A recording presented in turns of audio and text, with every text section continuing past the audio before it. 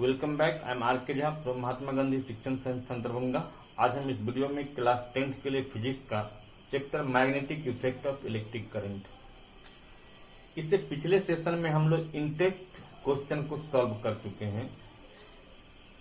अब इस सेशन में आज हम एक्सरसाइज जो है ना एनसीईआरटी का क्वेश्चन का उसका हम स्टार्टिंग कर रहे हैं। इसको दो सेशन में आज आधा क्वेश्चन बताते हैं अप टू 8 तक, फिर अगले सेशन में ये चैप्टर आपका एंड हो जाएगा। तो चलिए शुरू करते हैं। क्वेश्चन नंबर 1, जिसमें आप देखिए 1 to 5 MCQ क्वेश्चन है। क्वेश्चन नंबर 6 ट्रू फॉल्स है। तो क्वेश्चन नंबर 1 है कि which of the following correctly describe the magnetic field near a long straight wire. इसमें पहला ऑप्शन दिया है the field consist of straight lines perpendicular to the wire. The field consists of a straight lines parallel to the wire. The field consists of the radial lines originating from the wire.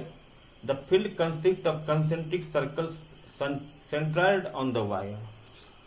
अब आप recall कीजिए Maxwell's का right hand rule. तो Maxwell's के right hand rule में हमने क्या समझा था कि जब हम किसी भी स्ट्रेट करंट कैरिंग वायर को अगर हम राइट हैंड से ग्रिप करते हैं तो थंब जो है वो करंट को बताता है और मैग्नेटिक फिंगर का जो कर्लिंग है वो मैग्नेटिक फील्ड को बताता है। तो फिंगर का जो कर्लिंग है वो कंसेंट्रिक सर्किल्स के शेप में होता है। इवन हमने एक्टिविटी भी किया था कि हम किसी भी स्ट्रेट वायर के सराउंडिंग्स में अगर हम आयरन फिलिंग्स को स्प्रिंकल करते हैं तो वो कंसेंट्रिक सर्किल्स के शेप का बनता है। इससे हम ये समझते हैं कि जब भी कोई स्ट्रेट करंट कैरिंग वायर होगा उसमें मैग्नेटिक फील्ड का जो शेप होता है वो कंसेंट्रिक सर्किल्स के शेप में होगा। इसीलिए 1 का ऑप्शन आप डी देंगे। ठीक है, ये डी इसका राइट आंसर होगा। क्लियर। अब क्वेश्चन नंबर 2 है the phenomenon of electromagnetic induction. अभी हम ऑप्शन नहीं पढ़ते। इलेक्ट्रोमैग्नेटिक इंडक्शन में आप क्या देखें कि किसी भी क्वाइल और मैग्नेट के बीच जो रिलेटिव मोशन होता है उस रिलेटिव मोशन से क्वाइल में करंट इंड्यूस होता है। ठीक है। अब इसमें दिया है पहला ऑप्शन है A the process of charging a body. Electromagnetic induction में क्या होता है? तो इलेक्ट्रोमैग्नेटिक इंडक्शन में क्वाइल और मैग्नेट के रिलेटिव मोशन से क्वाइल में करंट इंड्यूस होता है। तो चलिए खोजते हैं किस ऑप्शन में दिया है। ए में दिया the process of charging a body, तो ये भी नहीं होगा।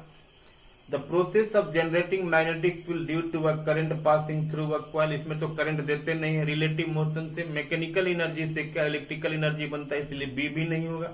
सी में दिया है producing induce current in the coil due to relative motion between a magnet and the coil, तो this is the right option, इसीलिए सी आंसर देंगे। डी क्यों नहीं होगा? The process of rotating a coil of an electric motor, तो ये motor में तो इलेक्ट्रिकल एनर्जी का कन्वर्सन मैकेनिकल एनर्जी में होता, बट इलेक्ट्रोमैग्नेटिक इंडक्शन में मैकेनिकल एनर्जी का कन्वर्सन इलेक्ट्रिकल एनर्जी में होता है, जहां क्वाइल और मैग्नेट के बीच रिलेटिव मोशन होता है। इसीलिए हम 2 का आंसर इसमें सी देंगे। ठीक है। अब क्वेश्चन नंबर 3 को अगर हम देखते हैं तो क्वेश्चन नंबर 3 में है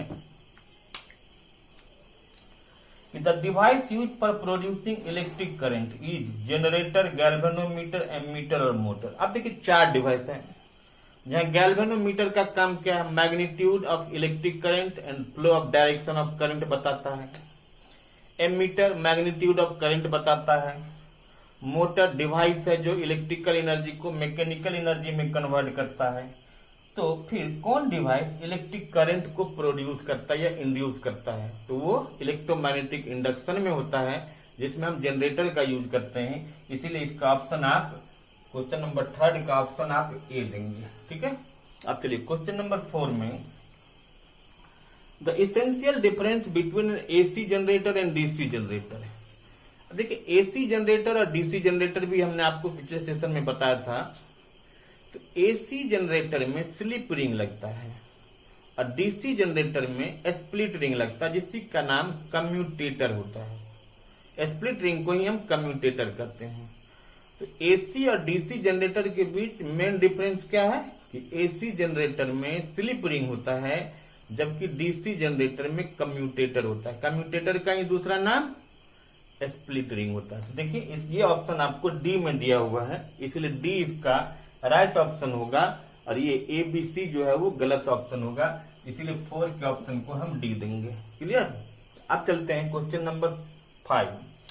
at the time of short circuit, अब जब टाइम ऑफ शॉर्ट सर्किट आता है तो शॉर्ट सर्किट में लाइव वायर और न्यूट्रल वायर डायरेक्ट कॉन्टैक्ट में आता है, इसलिए एक ऐसा कंडीशन बनता है कि एट ए टाइम एक ही पॉइंट पर जो है इलेक्ट्रिक करंट के चलते जब ज्यादा करंट जब वहां पर कंसेंट्रेट करता है तो हीट भी क्या ज्यादा प्रोड्यूस हो जाता है। क्लियर। तो हम इसमें बताएंगे, दिया है कि हीट जो होगा शॉर्ट सर्किट में करंट रिड्यूस होता है, डज नॉट चेंज होता, इंक्रीज हेवली, बहुत ज्यादा क्या बढ़ जाता है, इसलिए इसका ऑप्शन हम सी देंगे। State whether the following statement are true और फॉल्स। अब ये ए में दिया है कि electric motor converts mechanical energy into electrical energy, तो कंप्लीट गलत है ना, क्योंकि मोटर क्या करता है इलेक्ट्रिकल को मैकेनिकल में कन्वर्ट करता है, बट यहाँ जो क्वेश्चन दिया वो मैकेनिकल को इलेक्ट्रिकल में करने की बात है, इसीलिए ये फॉल्स हो गया। ठीक है। अब क्वेश्चन नंबर बी है, ये electric generator works on the principle of electromagnetic induction. Clear. तो ये भी क्या होगा ट्रू। सी में the field at the centre of a long circular coil carrying current will be parallel at straight line. तो जब हम सर्कुलर कॉइल बनाते हैं उसके सेंटर पर जो है लाइन जो होता है वो स्ट्रेट हो जाता है और वो प्लेन का पैरेलल बन जाता है, इसलिए ये भी क्या ट्रू देंगे। और डी में है ये wire with a green insulation, जिस वायर में ग्रीन इंसुलेशन होता है वो अर्थ वायर, जिसमें रेड होता है वो लाइव वायर, जिसमें ब्लैक होता है वो न्यूट्रल वायर। बट यहाँ क्वेश्चन कर रहा है कि the wire with a green insulation is usually the live wire, तो फॉल्स है ना, लाइव वायर का कलर इंसुलेशन क्या रेड होता है, जबकि ये क्या कर रहा है लाइव का ग्रीन होता है, तो ग्रीन अर्थ का होता है, इसीलिए ये फॉल्स स्टेटमेंट है। क्लियर। अब क्वेश्चन नंबर है कि list 2 methods of producing magnetic field. Magnetic field कहाँ कहाँ बन सकता है, डिफरेंट मेथड है। अगर आपको स्ट्रेट वायर ले लीजिए उसमें करंट पास कीजिए तो वहां भी मैग्नेटिक फील्ड बन सकता है। सर्कुलर लूप ले लीजिए, सर्कुलर क्वाइल ले लीजिए, उसमें भी मैग्नेटिक फील्ड बनेगा। अगर आप सोलेनॉइड बना के उसमें करंट पास करते हैं तो क्या, तो भी मैग्नेटिक फील्ड बनेगा। तो हम 7 का लिख सकते हैं कि द मैग्नेटिक फील्ड जो होगा वो स्ट्रेट करंट कैरिंग वायर में, सर्कुलर लूप में, और तीसरा क्या सोलेनॉइड में बताना है। क्लियर। अब 8 में है कि how does a solenoid behave like a magnet, क्यों करता है, and can you determine the north and south pole of a current carrying. जब सोलेनॉइड बनाते हैं तो हम उसमें इंसुलेटेड कॉपर वायर को किसी भी कोर के ऊपर में उसको ऑन कर देते हैं, इसीलिए करंट का डायरेक्शन हर एक टर्न में क्या रिवर्स होता है, हाफ हाफ, इसलिए वो एक बार मैग्नेट की तरह एक मैग्नेट बन जाता है। ऐसे भी कोई भी कंडक्टर होगा उसमें अगर हम करंट पास करेंगे तो हम जानते हैं कि मैग्नेटिक इफेक्ट होता है इलेक्ट्रिक करंट के चलते। फिर करा कि आप कैसे उसके नॉर्थ और साउथ पोल को डिटरमाइन करेंगे।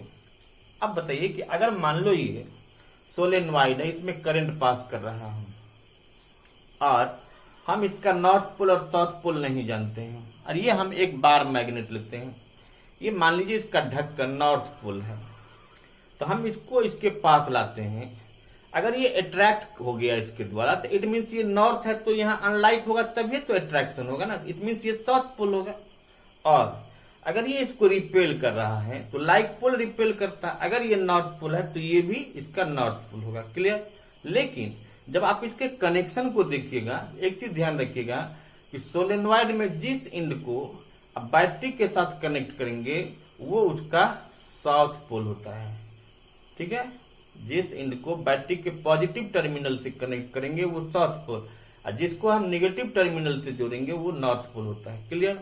अब 9 है कि when the force experienced by a current carrying conductor placed in a magnetic field, कोई भी करंट कैरिंग कंडक्टर है उसको अगर हम किसी भी मैग्नेटिक फील्ड में रखेंगे तो सबसे ज्यादा फोर्स कब वो एक्सपीरियंस करेगा, तो उस करंट कैरिंग कंडक्टर को जब आप उस मैग्नेटिक फील्ड में परपेंडिकुलर रखेंगे, 90 डिग्री पर रखेंगे, तो तो उस केस में जो वो फोर्थ होगा वो सबसे ज्यादा एक्सपीरियंस करता है। क्लियर? तो ये क्वेश्चन नंबर हम लोग 1 to 9 समझे। टोटल 18 क्वेश्चन हैं। फिर अगले सेशन में, अगले वीडियो में फिर बाकी क्वेश्चंस को हम लोग चर्चा करेंगे। Thank you.